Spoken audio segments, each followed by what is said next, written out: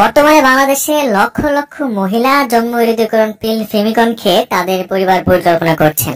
ফেমিকন tablet সম্পর্কে হয়তো অনেকেই জানেন, তবে কিভাবে খেতে হয় তার সঠিক নিয়মটি না জানার কারণে অনেকেরই এই পিল শতভাগ কাজ করে না। আজকের এই ভিডিওতে আপনাদের জানাবো ফেমিকন পিলের কার্যকারিতা এবং কারা খেতে পারবে আর কারা খেতে পারবে না, এবং এই ফেমিকন পিলটি কিভাবে খেতে হবে আর খাওয়ার সময় ভুলে গেলে কি করণীয়, আর এই ফেমিকন পিলের পার্শ্ব প্রতিক্রিয়াগুলো কি কি সেই সম্পর্কে বিস্তারিত তথ্য আপনাদেরকে দিব। তো চলুন ভিডিওটি শুরু করা যাক। ভিডিওটি শুরু করার আগে বরাবরের মতো একটা অনুরোধ, ওষুধের পরিচিতি এবং স্বাস্থ্য বিষয়ক তথ্য পেতে চ্যানেলটি সাবস্ক্রাইব করে রাখুন, আর যারা ইতিমধ্যে সাবস্ক্রাইব করে ফেলেছেন তাদেরকে জানাই আন্তরিক অভিনন্দন। খাবার পিল একটি সুসহনীয় এবং কার্যকরী একটি জন্ম বিরোধীকরণ পদ্ধতি, যার কার্যকারিতার রেট 97% থেকে 99.9% পর্যন্ত। খাবার পিল একটি সম্পূর্ণ অস্থায়ী এবং পরিবর্তনশীল জন্ম বিরোধীকরণ পদ্ধতি, অর্থাৎ আপনি যতদিন গর্ভধারণ করতে না চান ততদিন পিল খেতে থাকুন। আর যদি আপনি মন পরিবর্তন করতে চান, মানে আপনি যদি গর্ভধারণ করতে চান, সেক্ষেত্রে আপনি যখন পিল খাওয়া বন্ধ করবেন তখনই আবার আপনার গর্ভধারণ ক্ষমতা ফিরে আসবে। খাবার পিল খেলে মাসিক নিয়মিত হয় এবং মাসিকের অনেক অসুবিধা থাকলেও তা কমে যায়, এবং গর্ভধারণ থেকে বিরত রাখা ছাড়াও খাবার পিল অনেক ক্ষেত্রে শরীরের অনেক উপকার করে থাকে। ফেমিকনের সঠিক সেবন বিধি কিভাবে সেটা নিয়ে কথা বলা যাক। আপনি যখন পিল খেতে মনস্থির করবেন তখন আপনার পরবর্তী মাসিক শুরু না হওয়া পর্যন্ত অপেক্ষা করতে হবে।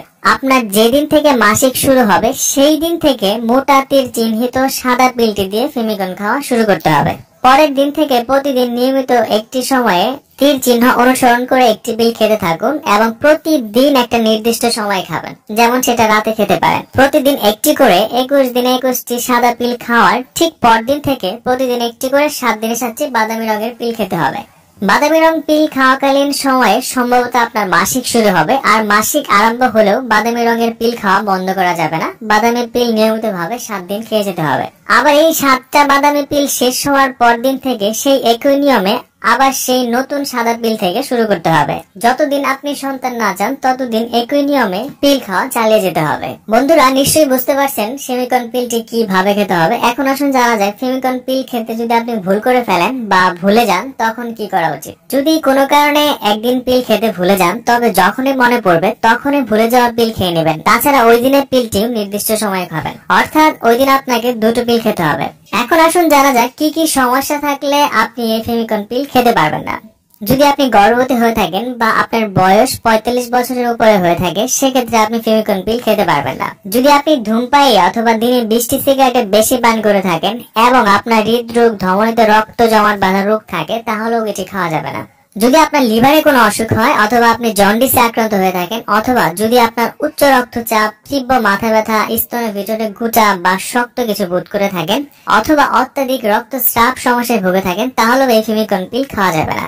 তো চলুন বন্ধুরা, এখন জানা যায় ফেমিকন পিলের পার্শ্ব প্রতিক্রিয়া সম্পর্কে। আসলে এক এক ধরনের খাবার পিল এক এক ধরনের মহিলার শরীরের সাথে মানিয়ে নেয়। তবে কোনো কোনো মহিলার প্রথম পর্যায়ে ফেমিকন পিল খেলে কিছু কিছু অসুবিধা দেখা দিতে পারে, যেমন হালকা মাথা ব্যথা, হালকা বমি বমি ভাব, বা পিল খাওয়াকালীন সময় সামান্য ফোটায় ফোটায় রক্ত মাসিক আকারে বের হওয়া। তবে নিয়মিত পিল খাওয়া শুরু করলে এই সমস্যা থাকে না, এগুলো এমনিতেই সমাধান হয়ে যায়।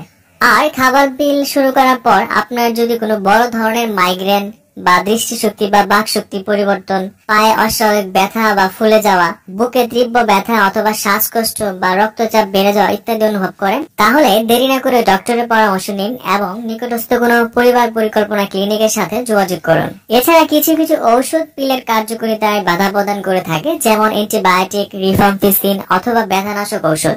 এই ধরনের ওষুধ যদি আপনার নিয়মিত খেতে হয়, তাহলে আপনি ডাক্তারের সাথে পরামর্শ করে অন্য কোনো জন্ম নিয়ন্ত্রণ পদ্ধতি চেষ্টা করুন। ফেমিকন পিল সম্পর্কে আজকে ছিল এই পর্যন্তই। ফেমিকন পিল সম্পর্কে আপনার আরো যদি কোনো কিছু জানার থাকে অবশ্যই আমাকে কমেন্টস করবেন, আমি সেখানে উত্তর দেওয়ার চেষ্টা করব। আর আমাদের ভিডিওগুলো ভালো লাগলে অবশ্যই চ্যানেলটি সাবস্ক্রাইব করবেন।